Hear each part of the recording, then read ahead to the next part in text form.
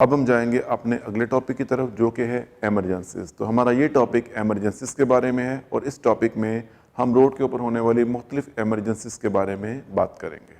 सो इन emergencies की सूरत में motorist को क्या करना चाहिए, गाड़ी चलाने वाले को क्या करना चाहिए, इन प्रॉब्लम्स को किस तरीके से टैकल करना चाहिए और उस वक़्त कौन कौन से ऐसे स्टेप्स हमें लेने चाहिए कि जिनको इस्तेमाल करके हम इन प्रॉब्लम्स को ओवरकम कर सकें, इनके ऊपर काबू पा सकें।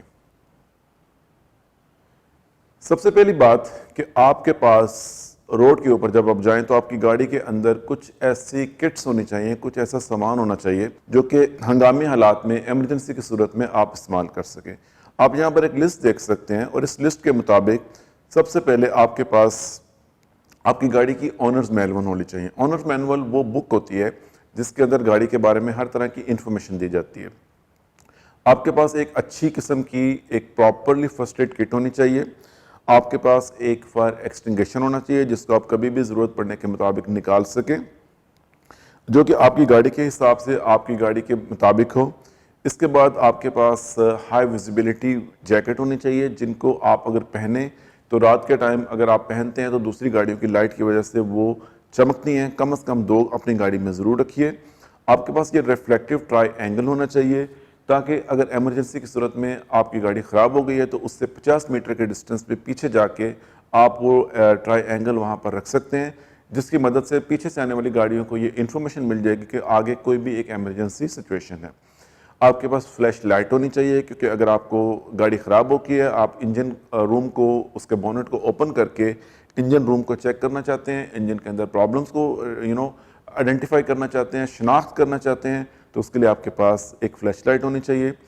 आपके पास जंप केबल होनी चाहिए। जंप केबल क्या होती है कि अगर आपकी गाड़ी की बैटरी किसी वजह से डेड हो गई है, आप चाहते हैं कि आप अपनी गाड़ी को किसी दूसरी बैटरी के साथ केबल्स लगा के स्टार्ट कर सकें, तो उसके लिए जंप केबल इस्तेमाल की जाती है। ये 2 केबल्स होती हैं, इनको कैसे इस्तेमाल करना है इसके बारे में भी हम आपको बताएंगे। और आपके पास स्पेयर टायर, ऑफ कोर्स गाड़ी के, अगर आपकी गाड़ी के 4 टायर हैं तो एक स्पेयर टायर होता है। ये स्पेयर टायर भी आपको गाड़ी के अंदर रखना है। और कभी भी लॉन्ग जर्नी पे जाने से पहले आपको ये चीज़ चेक कर लेनी चाहिए कि ये स्पेयर टायर आपकी गाड़ी के अंदर मौजूद है, ये पंक्चर तो नहीं हो चुका और इसके अंदर टायर का प्रेशर क्या है। क्योंकि होता ही है कि काफ़ी अरसे तक लोग अपना स्पेयर व्हील यूज़ नहीं करते। स्पेयर व्हील वो उसी सूरत में यूज़ करते हैं जब उनकी गाड़ी का कोई भी एक टायर फ्लैट हो जाता है, तो ऐसी सूरत में उसका एयर प्रेशर जो है वो कम होता रहता है। सो इट्स वेरी इंपॉर्टेंट कि आप ये चेक करें कि उसका प्रेशर अगर कम तो नहीं हो गया। अगर कम हो गया तो इसके अंदर जितना भी रिक्वायर्ड प्रेशर है वो आप इसके अंदर ऐड कीजिए, उसके बाद अपना जर्नी शुरू कीजिए। प्रेशर कितना होना चाहिए इसके बारे में सबसे जो बेस्ट इन्फॉर्मेशन है वो आपको आपकी गाड़ी की जो ऑनर मैनुअल, जो बुक होती है, इसके अंदर दी जाती है। और एट द सेम टाइम अगर आप अपनी गाड़ी के डोर्स को ओपन करें तो डोर्स के साथ एक प्लेट लगी होती है, उस प्लेट के ऊपर भी ये इन्फॉर्मेशन दी जाती है। आपके पास जैक और जैक हैंडल भी होना चाहिए। आपके पास एक ऐसा स्पैनर होना चाहिए जिससे आप टायर्स को खोल सकें। आपके पास एक वो वुडन ब्रिक होनी चाहिए। आपके पास टायर प्रेशर गेज होनी चाहिए। आपके पास इंडस्ट्रियल टायर्स, वो जो ग्लव्स आते हैं, ये होने चाहिए ताकि ज़रूरत पड़ने पे आप इनको इस्तेमाल कर सकें। आपके पास थोड़ा सा एक्स्ट्रा इंजन ऑयल भी होना चाहिए, ब्रेक फ्लूइड भी होना चाहिए जो कि ब्रेक के लिए इस्तेमाल होता है, और रेडिएटर कूलेंट भी होना चाहिए। तो ये चीज़ें आप इमरजेंसी सिचुएशन में कभी भी इस्तेमाल कर सकते हैं। Mechanical knowledge. Some of the road side emergencies can be fixed with basic mechanical knowledge. Road के ऊपर होने वाली जो छोटी छोटी प्रॉब्लम्स होती हैं ये आप खुद भी फिक्स कर सकते हैं। इनको फिक्स करने के लिए आपको किसी टेक्नीशियन की ज़रूरत नहीं पड़ती। तो अगर आपके पास थोड़ा बहुत मैकेनिकल नॉलेज है, आप थोड़ी बहुत इन्फॉर्मेशन रखते हैं, तो ये चीज़ें आप खुद भी फिक्स कर सकते हैं। Therefore, it is always better for the drivers to have a plan to get back to the road safely. तो ड्राइवर्स के पास आम तौर पर हमेशा एक प्लान होना चाहिए कि अगर एमरजेंसी की सिचुएशन पैदा हो जाती है तो उस एमरजेंसी सिचुएशन में, हंगामी सूरत हाल में, वो किस तरीके से अपनी गाड़ी को रिपेयर करके वापस रोड पे लेके आ सकते हैं। Some of the common road side emergencies are, आम तौर पर रोड के ऊपर होने वाली कुछ हंगामी प्रॉब्लम्स जो हैं, कुछ हंगामी एमरजेंसीज जो हैं जो रोड के ऊपर हो जाती हैं, इनमें सबसे पहले स्टक व्हीकल, यानी कि गाड़ी कभी कभी स्टक हो जाती है। हम यहाँ पर यूएई के अंदर रहते हैं और यूएई के अंदर काफ़ी बड़ा डेस्टेड एरिया है। कभी कभी हम लोग अपने रूट को शॉर्ट करने के लिए ऑफ रोड की तरफ भी चले जाते हैं और हमारी गाड़ी स्टक हो जाती है। तो इस सूरत हाल में हमें क्या करना चाहिए? Engine overheating. आमतौर पर समर के अंदर, गर्मियों के अंदर जब टेम्परेचर बहुत हाई होता है, 45 डिग्री सेल्सियस या 50 डिग्री सेल्सियस होता है, तो उस वक्त आपकी गाड़ी ओवरहीट भी हो जाती है। तो उस प्रॉब्लम से कैसे टैकल करना है, कैसे उससे आपने निपटना है, ये भी आप देखेंगे। जब गाड़ी का टायर पंक्चर हो जाता है, फ्लैट हो जाता है, तो उस वक्त आप कैसे इसको टैकल कर सकते हैं। और कभी कभी अगर आपकी गाड़ी की बैटरी, जैसे अर्ली मॉर्निंग आप उठे, आपने गाड़ी स्टार्ट करने की कोशिश की, लेकिन आपने देखा कि गाड़ी के अंदर कोई रिस्पॉन्स नहीं आ रहा, आप की को पूरी तरह घुमा रहे हैं लेकिन गाड़ी कोई रिस्पॉन्स नहीं दे रही, इसका मतलब है इसकी बैटरी डेड हो चुकी है। अब उस सिचुएशन में आपको क्या करना चाहिए, ये भी आप देखेंगे। सबसे पहले है स्टक व्हीकल। देखिए, आमतौर पर तो जब आप डेजर्ट के अंदर जाते हैं तो कभी अपनी सैलून गाड़ी लेके नहीं जाते, आप हमेशा 4x4 यूज़ करते हैं। 4x4 व्हीकल्स वो व्हीकल्स होती हैं जो कि ख़ास तौर पर डेजर्ट के लिए और ऑफ रोड के लिए और माउंटेन्स के लिए डिज़ाइन की जाती हैं। लेकिन कभी कभी ऐसा भी होता है कि आप अपनी सैलून गाड़ी के अंदर, जैसे कि आप जा रहे हैं और आपने देखा कि रोड के ऊपर ट्रैफिक है, अब आपके साइड में थोड़ा डेजर्टेड एरिया है लेकिन ये रियल डेजर्ट नहीं है, तो आप क्या कहते हैं कि ठीक है मैं यहाँ से निकल जाता हूँ। जैसे कि आप इस गाड़ी की पोजीशन देख रहे हैं कि ये रियल डेजर्टेड एरिया तो नहीं है, एक ऐसा एरिया है जो कि जहाँ पर थोड़ा सा डेजर्ट है, यहाँ पर थोड़ी सी सैंड है। तो उस ड्राइवर ने ये सोचा कि ठीक है मैं यहाँ से निकल जाऊँगा, लेकिन उसकी गाड़ी स्टक हो गई। तो ऐसी सिचुएशन में आपको क्या करना चाहिए, तो आपके पास कुछ बेसिक इन्फॉर्मेशन होनी चाहिए, कुछ बुनियादी नॉलेज होना चाहिए जिसको इस्तेमाल करके आप इस सूरत हाल से, इस सिचुएशन से बाहर निकल सकते हैं। सबसे पहले टायर प्रेशर को कम कीजिए ताकि आपको टायर का जो ग्रेटर सरफेस है वो मिल सके और जिससे ट्रैक्शन इंप्रूव हो जाए। देखिए, आमतौर पर छोटी गाड़ियों के अंदर जो टायर प्रेशर होता है ये 30 psi यानी कि 30 पर स्क्वायर इंच होता है, 30 पर स्क्वायर इंच होता है। लेकिन जब आपकी गाड़ी कभी स्टक हो जाती है तो फिर ये टायर प्रेशर आपके लिए उस वक्त सुटेबल नहीं होता। आपको चाहिए कि आप इस टायर प्रेशर को कम करें, इसको कम करके आप 20 psi तक आ जाएं। जब आप ऐसा करेंगे तो आपकी गाड़ी के टायर थोड़े से वाइड हो जाएंगे।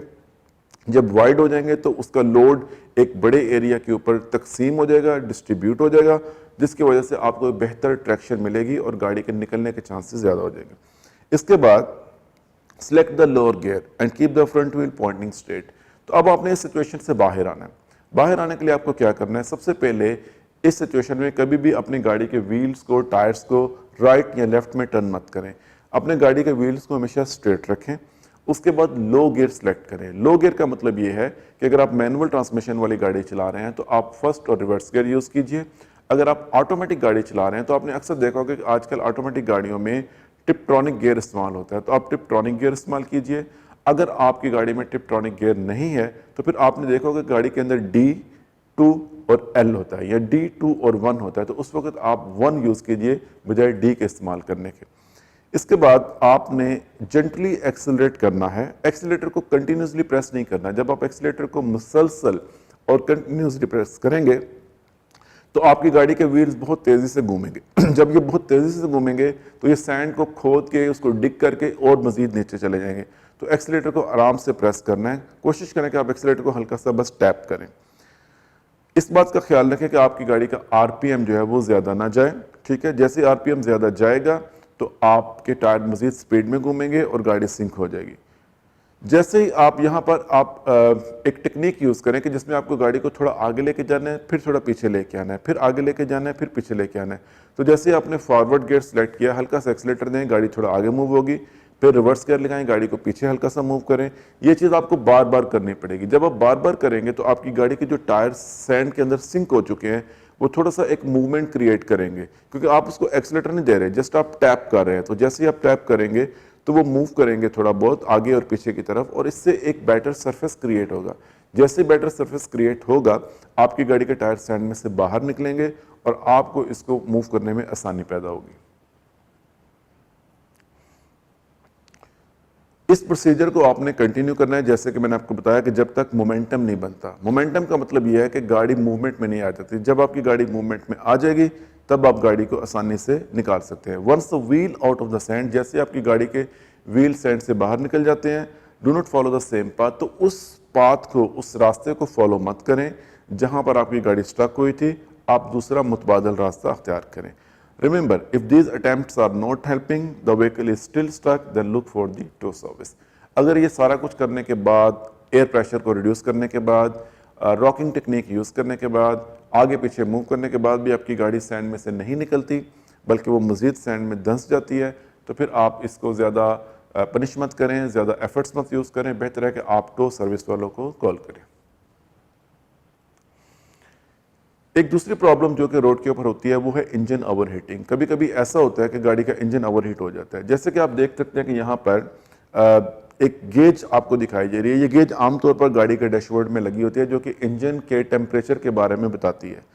अलग अलग गाड़ियों में इंजन का टेम्परेचर अलग अलग होता है। किसी किसी गाड़ियों में इंजन का टेम्परेचर जो होता है वो हाफ तक हमेशा रहता है बाय मैन्युफैक्चरर्स, किसी किसी गाड़ियों में क्वार्टर तक रहता है और किसी किसी गाड़ियों में 1/4 तक रहता है। तो ये डिपेंड करता है मैन्युफैक्चरर्स के ऊपर। आमतौर पर जैसे BMW या मर्सिडीज या ऑडी गाड़ियों में टेम्परेचर हमेशा हाफ तक रहता है। तो अगर हाफ तक रहता है तो इसका मतलब है कि ये नॉर्मल टेम्परेचर है, नथिंग टू बी वरी, परेशानी की ज़रूरत नहीं है। और किसी किसी गाड़ियों में मैन्युफैक्चरर के हिसाब से 1/4 यहाँ पर रहता है। तो जैसे भी आपकी गाड़ी का टेम्परेचर है जो कि ऑनर मैनुअल्स में आपको बताया गया है, आप उसके बारे में एडवाइस किया गया है, उस हिसाब से आप अपने गाड़ी के इंजन के टेम्परेचर को हमेशा चेक कर सकते हैं। अगर आपकी गाड़ी का टेम्परेचर, जैसे आपको लगता है कि आप ड्राइविंग कर रहे हैं और रोड के ऊपर आपने देखा कि टेम्परेचर उस मुकर्ररा लिमिट से ऊपर चला गया है, तो आपको क्या करना चाहिए? आपको सबसे पहले गाड़ी को स्टॉप करना चाहिए, अपनी गाड़ी के बोनेट को ओपन करना चाहिए ताकि हीट डिस्पर्स हो सके, हीट बाहर निकल सके। उसके बाद आपको कूलेंट लेवल चेक करना है। अब कूलेंट लेवल कैसे चेक करेंगे? उसके लिए आपने कभी भी रेडिएटर कैप को नहीं खोलना, ये बहुत डेंजरस है, बल्कि इसके साथ जो रिजर्वायर बोतल लगी होती है आप उसमें चेक कीजिए। अगर कूलेंट का लेवल कम है तो आप समझ लीजिए कि इंजन के ओवरहीट होने की यही वजह है। तो आप उसी रिजर्वायर टैंक को खोल के उसके अंदर कूलेंट ऐड कर सकते हैं। इससे आपका इंजन जो है वो कूल डाउन हो जाएगा। If the coolant is up to the mark, अगर कूलेंट पूरी है तो इसका मतलब ये है कि कोई और वजह है, तब आप फ़ौरन अपने इंजन को बंद कर दीजिए, क्योंकि कुछ इसकी वजह और वजह भी हो सकती है। और किसी भी कॉम्पिटेंट टेक्नीशियन को कॉल कीजिए ताकि वो आके आपकी गाड़ी की प्रॉब्लम्स को सॉल्व कर सके। फ्लैट टायर, टायर का फ्लैट होना, टायर का पंचर होना एक बड़ी आम सी बात है। कभी कभी ये खड़ी गाड़ी का पंचर हो जाता है, कभी ये चलती गाड़ी का पंचर हो जाता है। तो फ्लैट टायर रोड के ऊपर कहीं भी और कभी भी हो सकता है। So it's very important for all the driver, सब ड्राइवर के लिए जानना अहम है कि टायर के फ्लैट होने की सूरत में हमें क्या करना चाहिए। Remember, change tyre on the road if it completely safe to do so, otherwise call the road side assistance. जब रोड के ऊपर टायर पंचर हो जाए तो उसको तब्दील करने के लिए, उसको तब्दील करने से पहले इस चीज़ को देख लें और इत्मीनान कर लें कि इस पोजीशन में टायर का चेंज करना सेफ़ है। अगर वो सेफ़ है तो आप टायर चेंज कर सकते हैं, अगर सेफ़ नहीं है तो फिर आपको रोड साइड असिस्टेंस को कॉल करनी चाहिए, किसी प्रोफेशनल को कॉल करना चाहिए ताकि वो आके गाड़ी को या तो टो करें या वहाँ पर टायर चेंज करें। डेड बैटरी, जैसे कि मैंने आपको बताया है कि गाड़ी की बैटरी डेड हो जाती है और डेड होने के 2-3 रीज़न होते हैं। फर्स्ट ऑफ ऑल तो अगर बैटरी की लिमिट पूरी हो गई है, इसकी मुद्दत पूरी हो गई है, तो अल्टीमेटली वो बैटरी डेड हो जाएगी। और दूसरा सोच ये भी होता है कि अगर आपने गाड़ी की लाइट्स को ऑन छोड़ दिया है, रात को आपने गाड़ी का इंजन बंद किया, लाइट्स ऑफ करना भूल गए, या गाड़ी की कोई भी इंटरनल लाइट ऑन रहेगी सारी रात, तो उसने बैटरी की जो भी एनर्जी थी उसको ख़त्म कर दिया। तो सुबह मॉर्निंग में जब आप आते हैं तो उस वक्त आपकी गाड़ी की बैटरी डेड हो चुकी होती है, तब आप इंजन को स्टार्ट नहीं कर पाएंगे। और इंजन को स्टार्ट करने के लिए आपको, जैसे मैंने बताया था, कि जंप केबल आपके पास होनी चाहिए और एक कोई भी दूसरी गाड़ी होनी चाहिए जिसकी बैटरी अच्छी कंडीशन में हो, या दूसरी कोई भी बैटरी होनी चाहिए जो कि अच्छी कंडीशन में हो। तो आप उन केबल्स का इस्तेमाल करके अपनी गाड़ी के इंजन को स्टार्ट कर सकते हैं। Remember, if the engine is running after jump starting, be careful while removing the cables to avoid contact with belts, fans and other moving parts in the engine compartment। गाड़ी को start करने के बाद जब आप केबल्स को remove करते हैं तो चूंकि दोनों गाड़ियों के इंजन चल रहे हैं, ऑन हैं, तो इस बात का खास ख्याल रखें कि जब आप केबल रिमूव करें तो ये केबल इंजन के दूसरे पार्ट्स जैसे कि मूविंग फैन है या जो बेल्ट्स है, इन चीज़ों के साथ कॉन्टैक्ट में नहीं आने चाहिए। ऐसा करने से आपके लिए एक डेंजरस सिचुएशन क्रिएट हो सकती है।